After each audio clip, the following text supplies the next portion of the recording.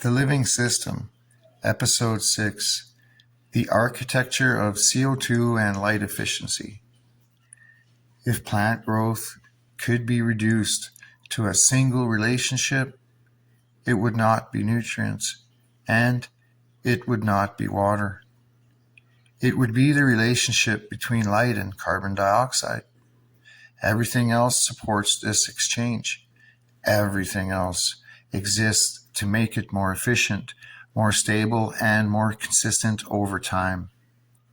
Because at the core of all plant life is a simple but strict chemical requirement. Light energy must be converted into a stable carbon-based structure. And that conversion only works when the conditions are aligned within narrow functional limits.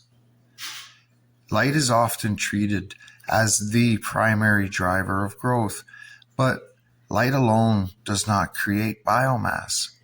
It only provides the energy required for conversion.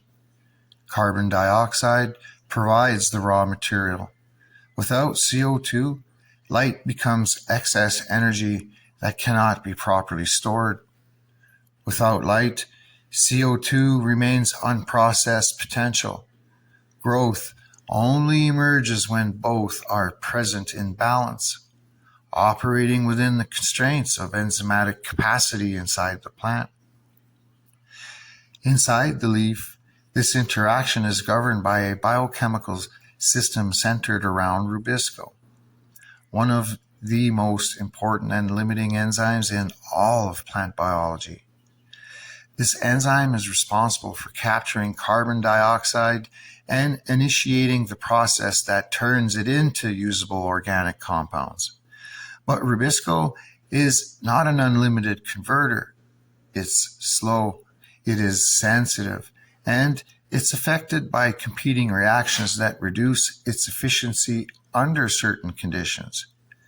This means that even when light and CO2 are abundant, the plant is still constrained by how efficiently this enzyme can operate. This creates a fundamental reality of plant growth that is often overlooked. The plant is not limited by resources alone. It is limited by conversion efficiency, the rate at which energy can be transformed into structure is just as important as the amount of energy available in the environment. Light intensity, for example, does not guarantee increased growth.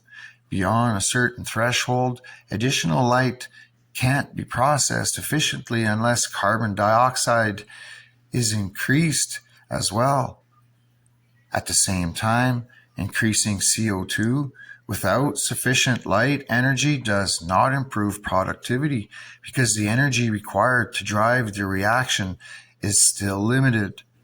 These two variables are locked together in a system of mutual dependence where each one defines the functional limit of the other. But even this relationship is not static. It is constantly influenced by temperature, which regulates enzymatic activity at the molecular level. As temperature rises within an optimal range, RuBisCO and related enzymes operate more efficiently, increasing the rate of carbon fixation.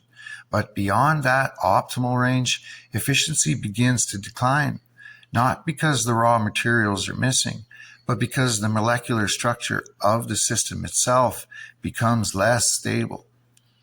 At lower temperatures, the opposite occurs. The reactions slow down, reducing the overall rate of energy conversion, even if all other conditions are ideal. This means that CO2 efficiency is never just about concentration. It is about combined interaction between light, temperature, and enzymatic capacity, all operating together within the plant's internal system. Inside the leaf, another layer of regulation is constantly active. The opening and closing of stomata.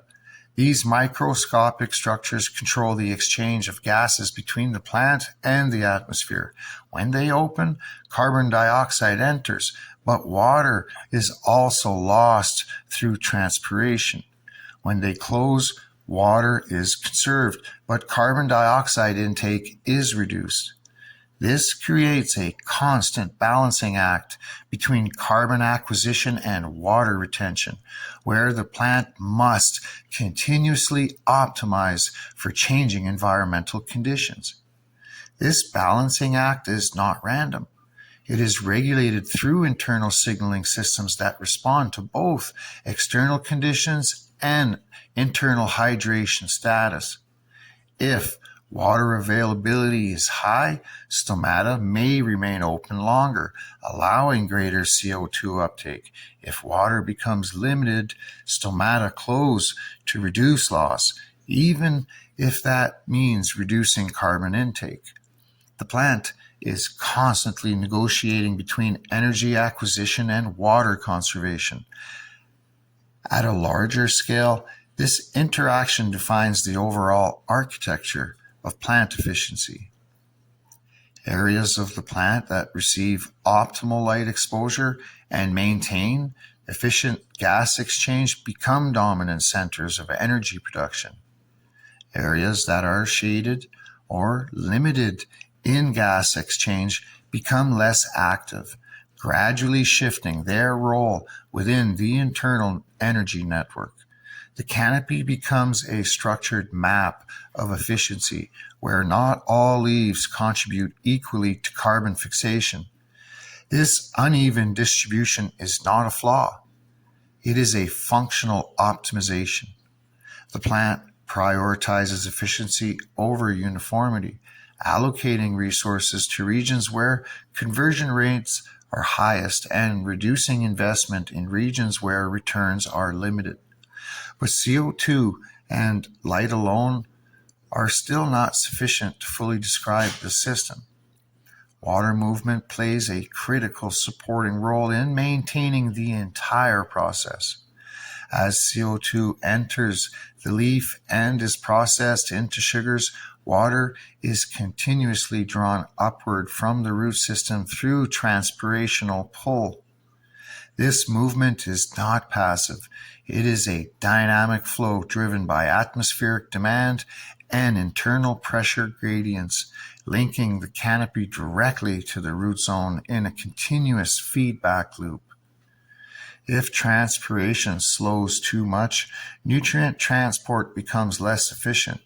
If it accelerates too much, the plant risks dehydration and structural stress. Once again, the system is defined by balance rather than maximum input. This is where vapor pressure deficit becomes an important hidden regulator of plant efficiency. It represents the relationship between temperature and humidity, and it determines how aggressively water moves through the plant. When conditions are balanced, transpiration supports steady nutrient flow and stable CO2 exchange. When conditions are extreme in either direction, internal regulation must compensate, often at the cost of growth efficiency. What emerges from all of this is not a simple system of inputs and outputs, but a tightly interconnected network of constraints. CO2, light, temperature, and water are not independent variables. They are interdependent controls that define the boundaries of what the plant can achieve at any given moment. Inside this system, RuBisCO acts as a bottleneck. Stomata act as regulators, and environmental conditions act as external governors of efficiency. Growth is not simply the result of abundance. It is the result of how effectively these systems are aligned. And this alignment is never permanent. It shifts continuously as the environment changes, as the plant develops, and as internal demands evolve over time. What works at one stage of growth may not work at another. What is efficient under one set of conditions may become limiting under another. This is why plant productivity cannot be understood through single variables. It can only be understood through systems thinking, where every factor influences every other factor in real time. And once this becomes clear, the idea of CO2 itself changes. It is no longer just a gas in the atmosphere. It becomes one half of a living equation that only works when every other part of the system is aligned to support it.